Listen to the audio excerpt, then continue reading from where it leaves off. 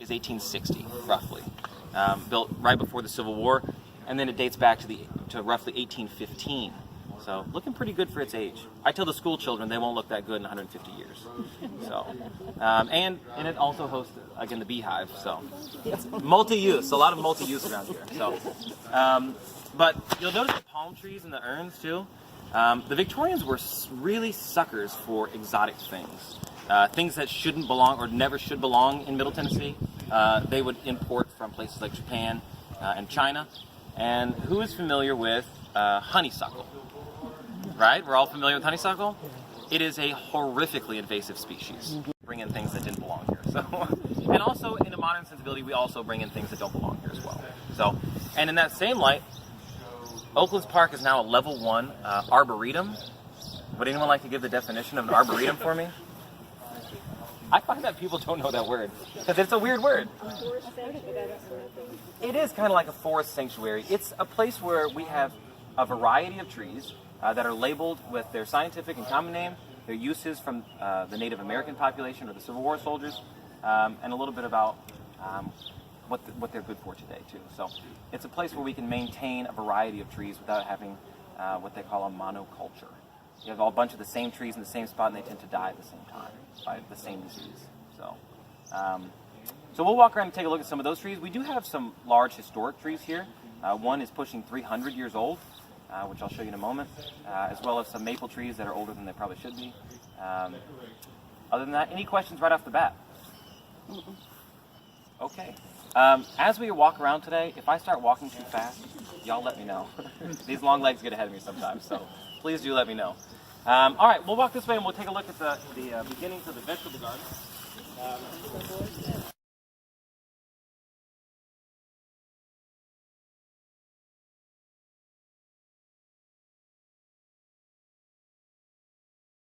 When you have trees that smell bad, that's pollinated by beetles and flies.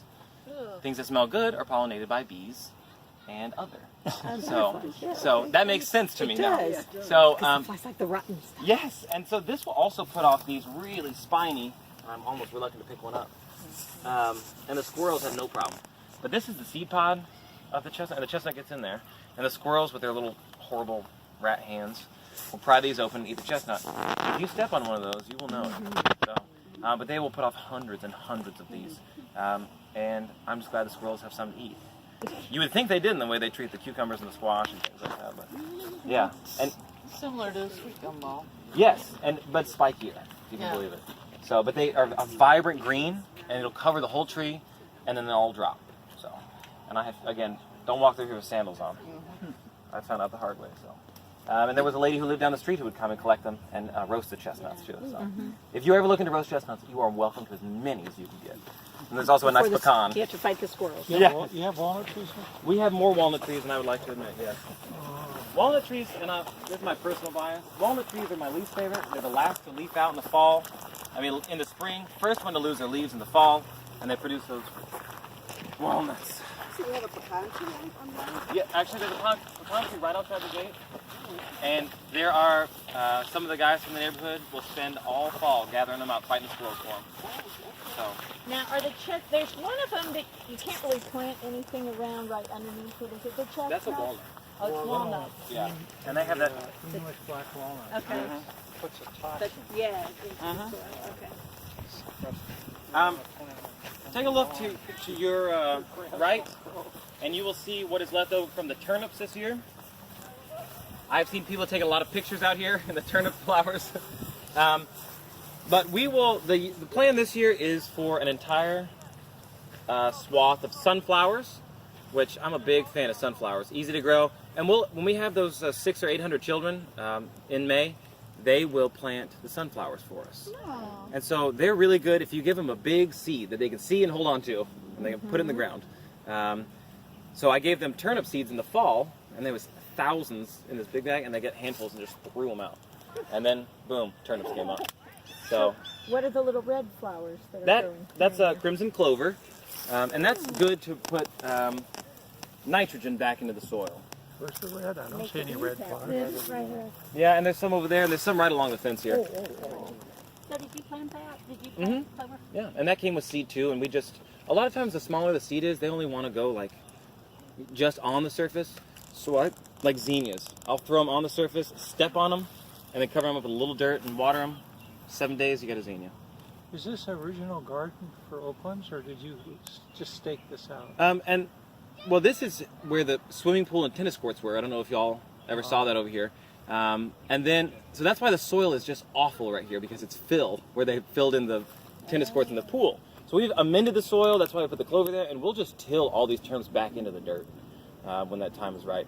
So, and this fence came to us through a grant from the Rutherford County Soil Conservation District and their crop program, and an Eagle Scout built it, and the wood came from Liberty, Tennessee on a hillside, and this is typical of what you would have found in the between 1820 and 1860. This is how they were keeping their cattle and stuff in.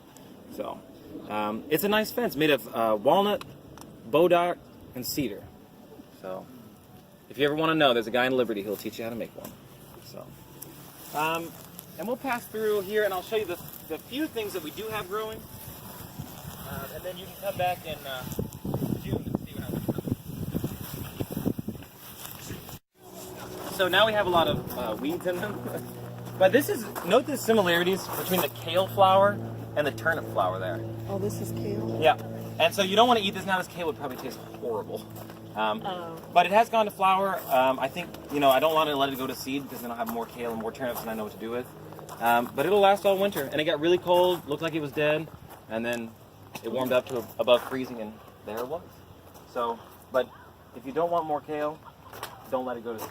So, but if this type of kale, if I planted it, it's good to eat when it's not, overgrown. Yeah, I mean, that's like the kind you buy at the farmer's market or the store. And I just take the vein out of it, chop it up. Kale chips, you ever made kale chips? Yes. They're good. Don't leave them in the oven too long because they'll be kale crispies real fast. Yeah. So it's a fun plant.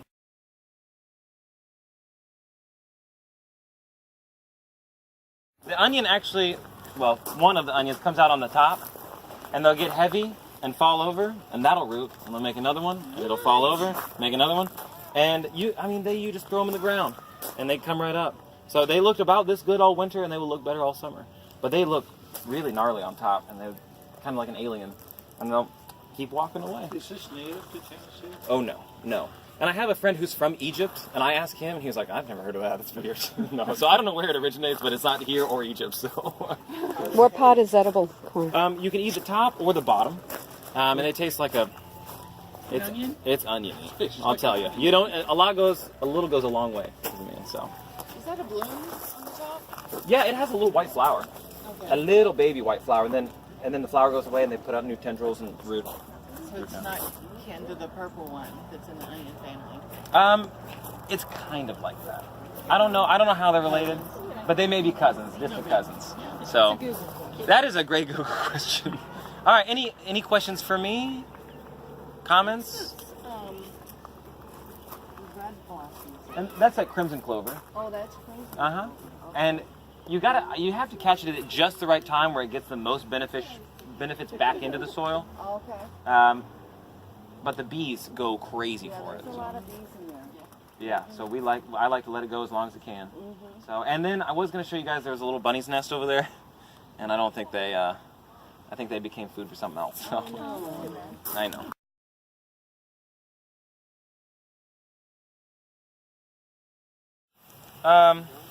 Has anybody ever read the Diary of John Spence before? Really? Oh, you guys should look into it. It's fascinating. John Spence lived in Murfreesboro before, during, and after the Civil War, and recorded a lot of the things that happened in Murfreesboro. And in April 20th of 1843, I believe, he recorded a snowstorm that was so big that snow stayed on the ground for like 2 weeks after that, and it killed all the peach trees. And everybody in town was really upset because there was going to be no peaches that spring. So, you think we've had a hard winter now? 1843 was not a good year for them. So, but I say that to say that this peach tree, I always want a peach, and you can see the little peaches. You can see them. Mm-hmm. But since it's so far out away, the squirrels and the possums get to it first. So, but hey, it sure does bloom pretty. That's my solace. So, and also behind you, you'll see a plum tree, a native plum. It's a Chickasaw plum.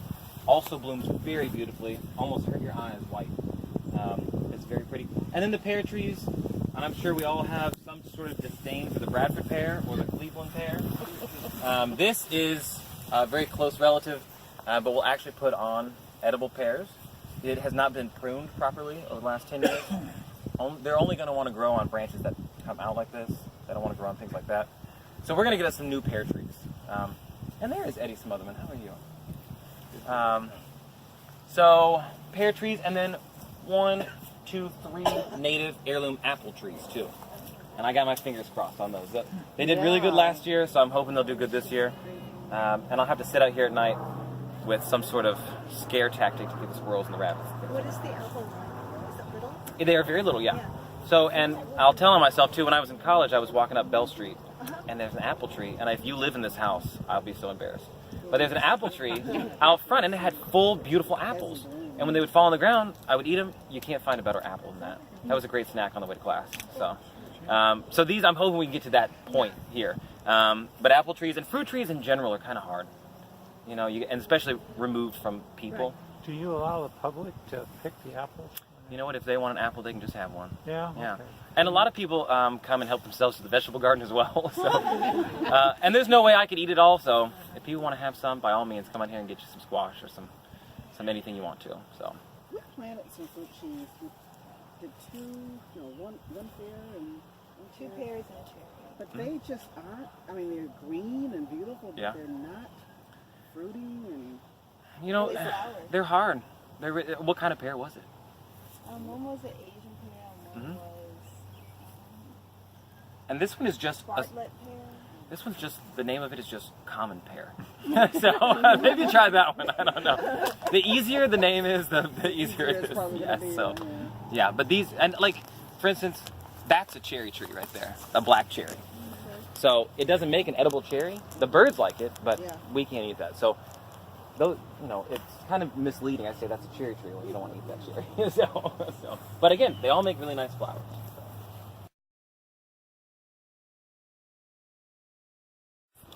Classic image of an old home, an old plantation home, with that tree-lined driveway.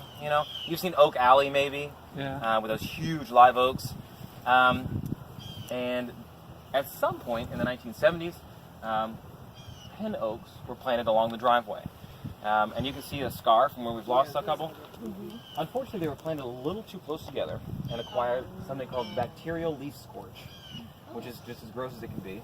But it has killed off a lot of the pin oak. So Urban Environmental with the city of Murfreesboro has been incredibly helpful with removing those trees and replacing them with nut-all oaks, which are disease resistant, and they planted them quite far apart and done it in stages so it doesn't hurt it doesn't make me emotional when I come down the driveway and it's just naked around here. So, so they've been very helpful in putting those trees in systematically, and so in about 100 years come back and it'll look like that live oak.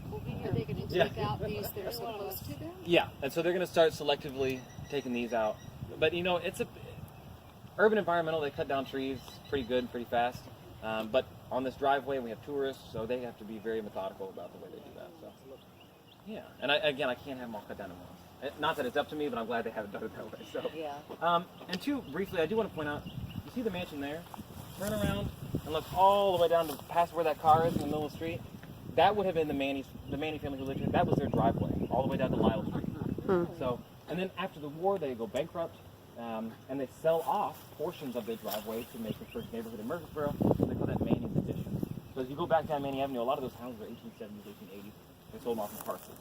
They had 600 acres, and after the war, everybody had land, and nobody was trying to buy any. So it did not end well. But I just think that's fascinating. It's such a long driveway.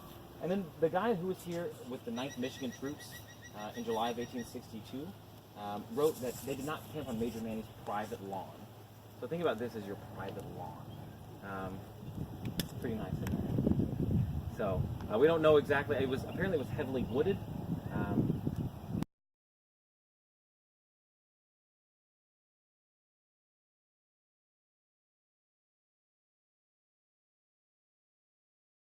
There's so many different type of oak trees, and this being Oaklands, I suppose they wanted to keep them all together in one spot. So take a look at some of the names of these because they are interesting varieties.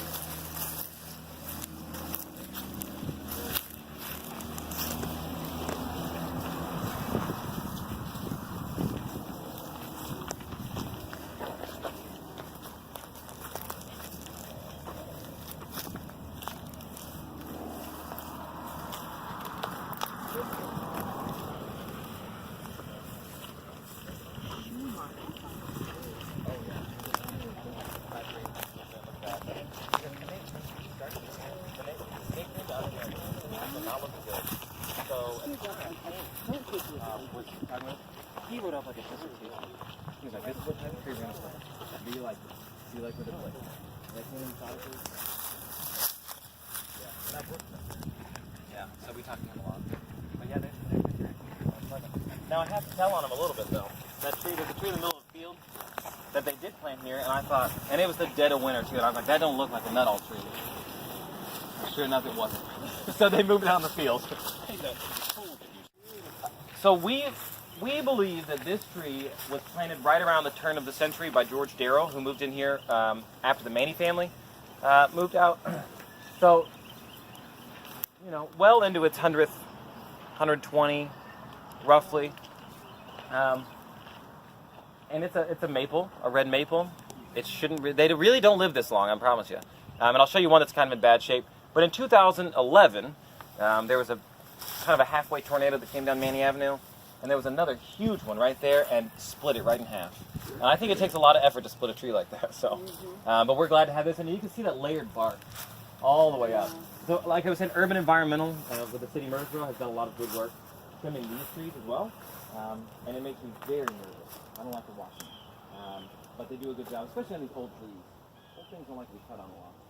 So, and then we're going to walk over to this tree, this other maple, which is roughly the same age, and they have actually sealed up a cavity in it to kind of help it heal. So we'll take a look at that as well.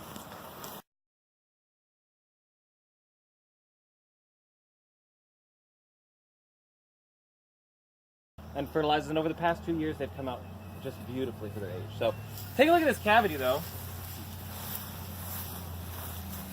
Oh, yeah, we can see the chicken running on it. Oh, yeah, there's a big hole there. Yeah. And the arborists that we had come out here, imagine that there was a branches coming off of this where it forked 60 or 70 years ago, he believes, fell off, left a hole, and this, he says, is good, healthy tissue. So he's put cardboard in there, and to give us a medium for that tissue to grow back over. And he says by doing that, you could extend the life of this tree by maybe even 60 more years. Wow. So, but this keeps squirrels, birds, bats, children out of the tree. So, and then of course, all the trees here, to a requirement for an arboretum, is to have a mulch ring around it. So we're going to remulch this. And some trees at Oakland suffer from what we like to call weed eater disease, which is incredibly detrimental to the health of the tree. And you can see where some of these have been scalped over the years. Yeah. So we Parks and Rec does a wonderful job keeping us a nice, healthy tree ring around it so the lawnmowers don't have to get caught up in those roots. And the roots don't get caught up in the lawnmower. So, any questions about? Question, just Yeah. in general. Yeah. I'm from Michigan originally, and I've been here for 6 years. And I noticed that most people put the mulch around their trees. Is that just decorative, or is that a practical reason? There's a practical reason if you do it right. It does keep moisture in. It helps keep moisture in. It helps keep weed eaters and lawnmowers away from it. And But- the weeds. And the weeds. The thing that you don't want to do is that volcano, as they call it, where you mound up the dirt, and that, I know it kills me, and I want to go scoop it away. But it makes the base of the tree rot. So why insects get in there a lot easier. That's what I was thinking at night. Yeah, as long as it's not up mounded on the base. Yeah. So, and it just really, because I'm sure you've learned now, it gets a little warm here in July and August. So it does help with that moisture.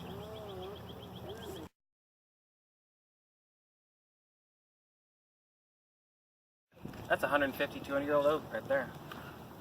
Oh, that's just, always impresses me. So during that same storm we had come down and take out our maple tree, there was another black cherry here. And you can see the gap it left. But the stump on that sucker was enormous. So I'm glad, oak trees, it takes a lot of effort to get an oak tree up by the roots.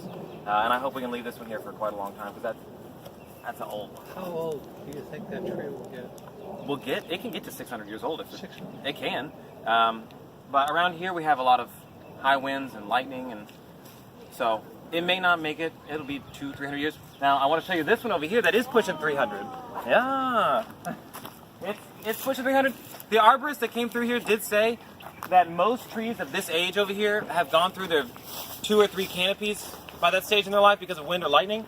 This one has its original canopy, and I would love to talk more about putting a lightning rod in it, funded by the city of Murfreesboro, if anybody's interested in that, Eddie. So this is truly a very nice specimen of white oak. What's it called? You know what?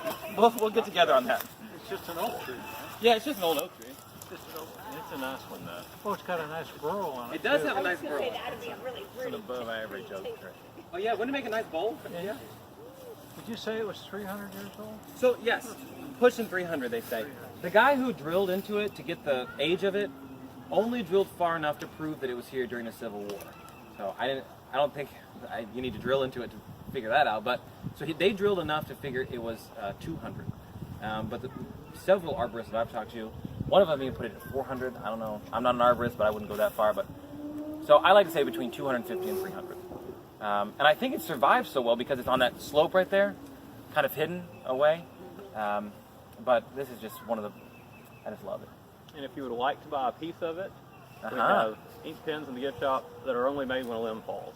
Yeah. And then they're taken to a carpenter to make little special things from it. And James and I, after that same storm I was telling you about, it yanked the right-hand limb off. And James and I struggled to pull that limb up. You know, it's bigger than both of us put together. And the carpenter whittled them down into pins. So, reuse, what is it? Reuse, reduce, recycle. So that's the environmental.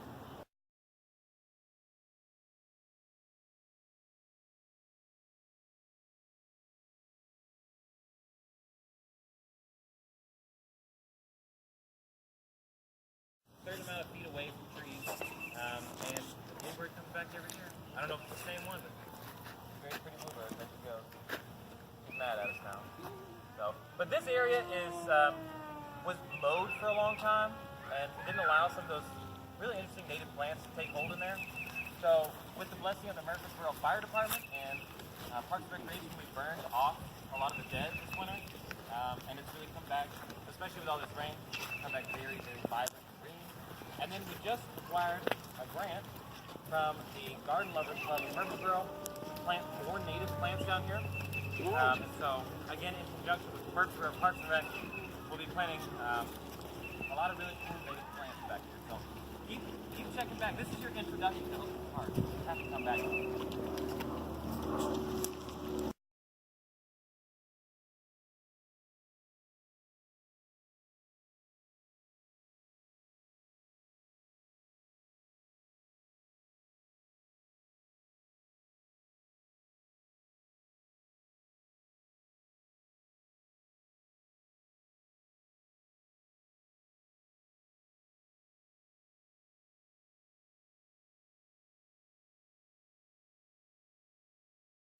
In the spring, and since it's been raining so much, it's a little cloudy, but when it stops raining enough, it is clear as you can imagine.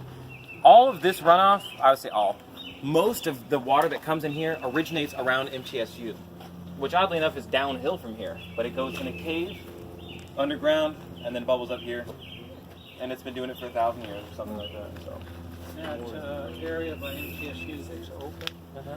It's along East Main, but it's open. yes. So when it rains a lot, That is what it's in Yes, it does. the water. That's Yeah. in my iris. Yes. And all that gasoline and oil and trash ends up here. How deep is that? You know, it used to be probably knee deep on me. Now it's probably getting up to my waist down there. Because again, the beavers, this was what it would look like after a heavy rain usually. But that water has come up so much. Like 6 months, yeah. I'm tired of it. This is great. Yeah, we're all kind of over it. But do take a closer look in there, and you can see, if you look closely, some of the wooden beams back there that would have supported the floor that was in here.